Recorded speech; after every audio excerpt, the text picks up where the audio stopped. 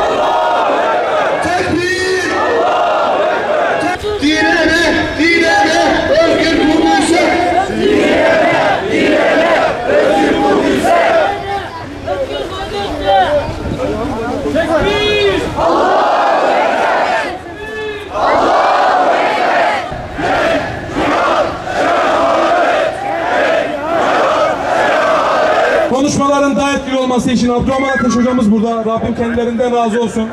Abdurrahman hocamız konuşacak. Hüseyin Başkanımız konuşacak. Verilen mesajların net olması adına, hocalarımız konuşma yaparken bölmemek adına slogan noktasında da hassasiyet gösterirseniz çok mutlu oluruz.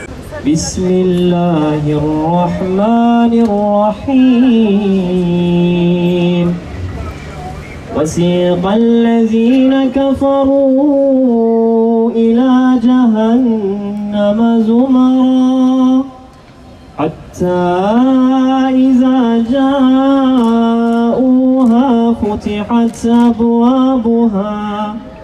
فتحت أبوابها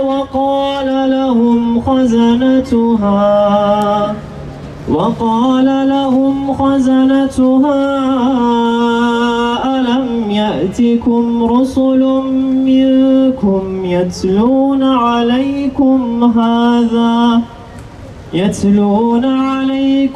هذا وينذرونكم لقاء يومكم هذا قالوا بلى ولكن حقت كلمة العذاب على الكافرين.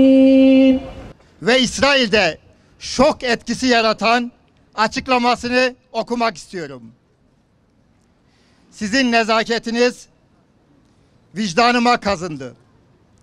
Aranızda yaşadığım 498 gün boyunca maruz kaldığınız saldırganlık ve suçlara rağmen gerçek erkekliğin, saf kahramanlığın ve insanlığa ve değerlere saygının anlamını öğrendim.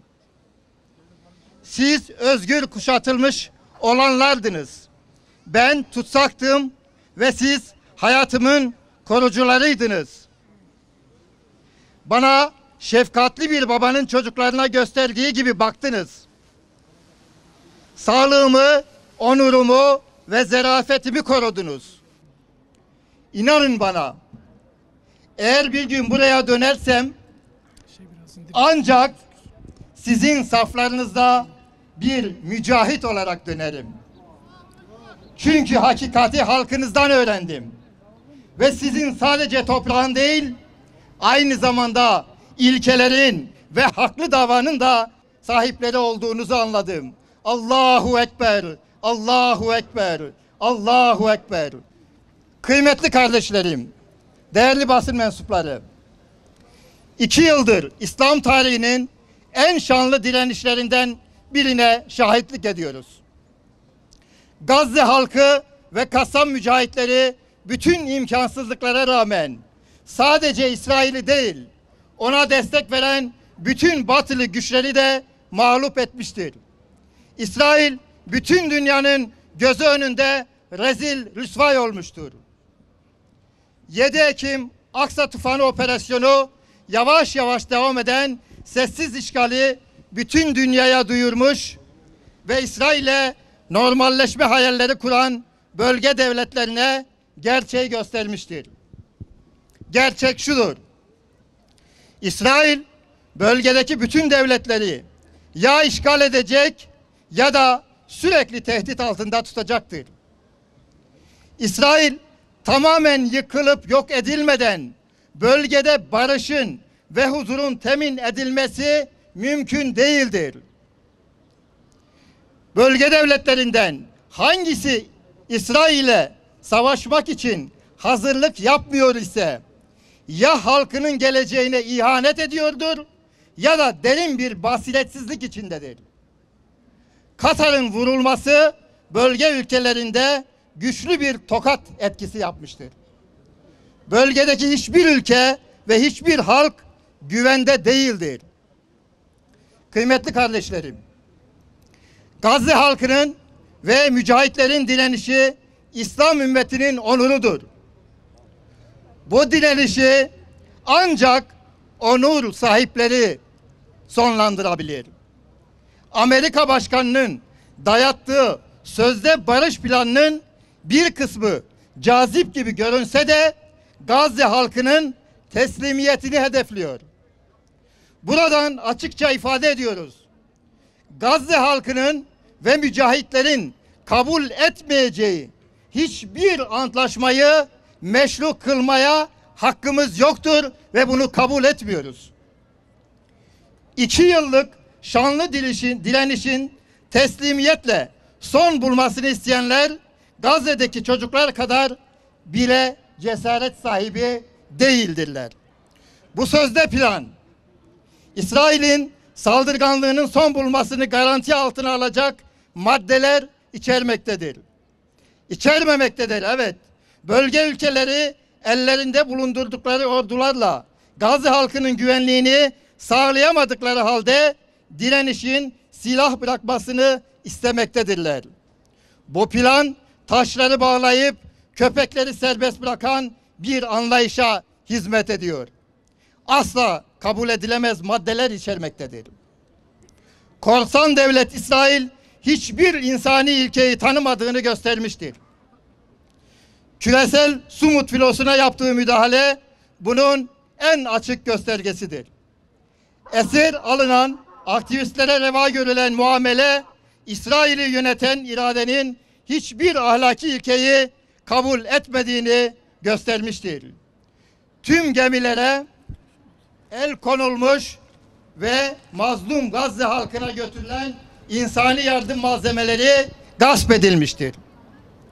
İsrail sadece işgalci değil, aynı zamanda hırsızdır. İsrail'in bu korsanlığı ve haydutluğu insanlık vicdanını durduramayacaktır. İtalya'dan 11 gemiden oluşan yeni bir filo yola çıktı. Eğer o gemilere de müdahale edilirse yeni gemilerle Gazze ablukasını kırmak için yeniden yola çıkılacaktır. Bütün insanlık gerçeği görmüş ve dünyayı şirketleri ve sermayesiyle sömüren Siyonizmin ve İsraillerin arkasına saklanabilecekleri tek bir ağaç bile kalmamıştır. Bugünden sonra hiçbir İsrailli dünyada elini kolunu sallayarak gezememeli. Tatil yapamamalı. Katil ve soykırımcı muamelesi görmelidir. Ülkemizden İsrail'e gidip savaşan Türkiye vatandaşları derhal vatandaşlıktan çıkarılmalıdır. Türkiye limanlarından, havaalanlarından İsrail'e tek bir gemi ve uçak kalkmamalıdır. Hiçbir diplomatik temas kurulmamalıdır. Hiçbir ticari faaliyet yürütülmemelidir. İsrail'i yöneten teolojik saplantı asla ıslah edilemez. Bütün insanlığı kendi kölesi olarak gören bu faşist zihniyetle normal bir ilişki kurulamaz. Merhum Erbakan hocamızın deyimiyle ancak Siyonizm, ancak İsrail güçten anlar. Güç kullanmadan, imkan ve menfaatleri kısıtlanmadan zulmü durdurulamaz. Yahudilerin ve Hristiyanların İslam coğrafyasının ortasına bıraktıkları bu gayrimeşru çocuk bu bölgeden gitmedikçe bölge halkları barış ve huzur içinde yaşayamaz. Biz Malatya Kudüs Kardeşlik Platformu olarak Gazze halkının ve onun şanlı direnişçilerinin her zaman arkasında olacağımızı ifade ediyoruz. Kudüs'ün ve tüm Filistin topraklarının işgalci Siyonistlerden arındırılacağı kadar, temizleninceye kadar tüm gücümüzle bu direnişin destekçisi olacağımızı belirtmek istiyoruz. Bizler mazlum Gazze halkının sesi olmak, onların sesini dünyaya duyurmak için meydanları doldurmaya devam edeceğiz. Siyonist sermayenin bizi sömürmesini engellemek için boykota devam edeceğiz. Zalimlerin anladığı dilden konuşan Gazze cihadının mücahitlerini desteklemeye devam edeceğiz. Yüreği Gazze'li olan kardeşlerim, aziz Malatyalılar, bu duygularla ilk kıblemizin bulunduğu Kudüs'ün izzet ve şerefini korumak için mücadele eden Gazze'li kardeşlerimizi ve Hamas'ı her koşulda desteklemeye devam edeceğimizi kamuoyuna ilan ediyor ve tüm halkımızı Filistin direnişinin yanında olmaya, saf tutmaya davet ediyoruz. Allah'ım biz de buradan haykırıyoruz şimdi.